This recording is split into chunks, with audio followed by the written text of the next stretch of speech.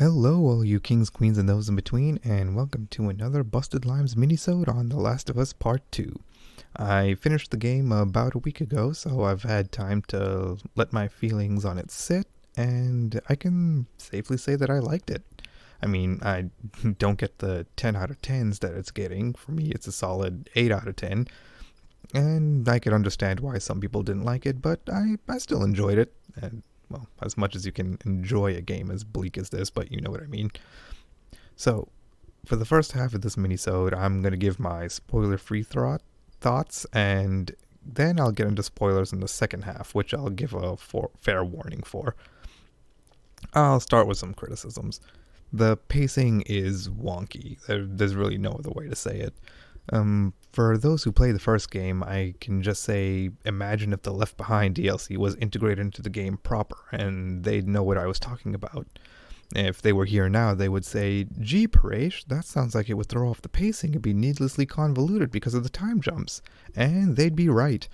That's what playing this game felt like. DLC appearing right smack dab in the middle of the game.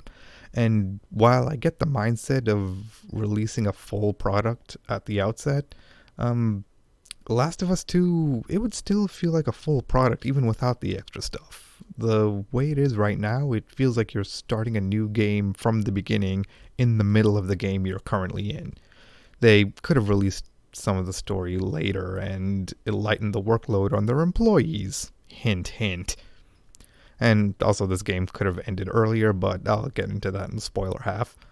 But other than that, it's been mostly improvements from the first game, especially the combat. My god, the combat encounters are some of the most intense I have ever played.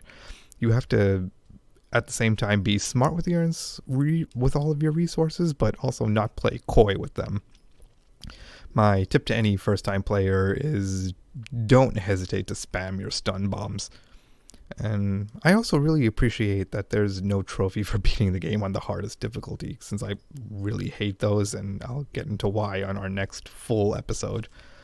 And the last thing I'll mention before the spoiler segment is I really like the characters, especially the two newcomers, Jesse and Dina.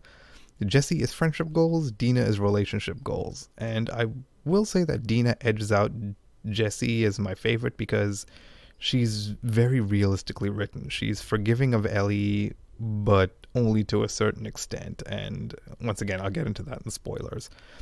And there's actually one more newcomer that I want to talk about, and it turns out she's a good segue into the spoiler segment. So yeah, consider this your warning. This is where spoilers are going to start, so cut the episode off here if you don't want to be spoiled. Okay, let's talk about Abby, and specifically the two biggest elephants in the room, the beginning and the ending. So, it turns out that Abby is the daughter of the surgeon that you killed at the end of the first game, and she kills Joel in front of Ellie, which sparks off the events of the entire game. And in the end, she gets away with it because Ellie decides to spare her at the last minute. And a common criticism I keep hearing is she didn't get her comeuppance, but, Abby didn't get her comeuppance. And I feel like that's the point. Like, even ignoring the fact that Abby loses all of her loved ones to Ellie's rage, the central theme of this game is how revenge is never clean and nowhere near as cathartic as you want it to be. Now, could the ending have been presented better? Maybe, but I still liked what we got. The way it plays out is Ellie is drowning Abby, and since that's not a particularly quick way to kill someone, Ellie starts to second guess herself.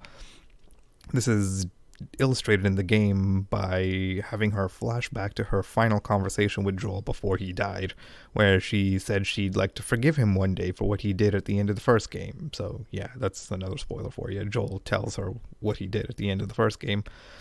And the way I interpreted this whole ending was, it was Ellie realizing that she was lashing out for not forgiving Joel earlier while he was alive, and that killing Abby wouldn't fill that void, that hollow feeling that fact left her with. And she could Ellie could spout off about justice all she wants. The truth is that she just wanted to feel better about her perceived shortcoming, which in this case was being slow to forgive. And to drive the matter even home even further, Ellie loses her left ring and pinky fingers in the fight, which renders her no longer able to play the guitar. Joel taught Ellie to play guitar, so Ellie has now lost her last remaining connection with him. It's almost like fate is forcing her to move on from her memories of Joel since she stubbornly refuses not to. Now, with all that said, though, I still think the ending could have come sooner and it would still be thematically appropriate. So, the final segment where you play as Abby is a boss battle against Ellie, where you get to experience what it's like to be one of the many enemies she's killed, and which is yet another example of how the game seeks to have you empathize with your enemies, but that's a whole nother episode. And of course the battle ends with Abby winning, but deciding to spare Ellie. And we then cut to Ellie and Dina living on a barn with her kid, and Ellie gets a PTSD flashback to having Joel killed in front of her, and Dina has to snap her out of it. I think the game should have ended on the shot with the two of them sitting together, unsure of what the future will bring, but at least they have each other. It's a bittersweet ending, and Abby still gets to get away with what she did with Joel. I put "get away" in quotation marks because, like I said, she still lost all of her friends to Ellie's rampage. But the way the game is right now, it just feels like the last third is tacked on because someone just had to include their idea of people who use the infected as pets, I guess. And to get into what I mentioned earlier about the limits of Dina's forgiveness is that in addition to losing the ability to play guitar, it's heavily implied that Dina left Ellie with their kid. So it's left up in the air as to whether they get back together.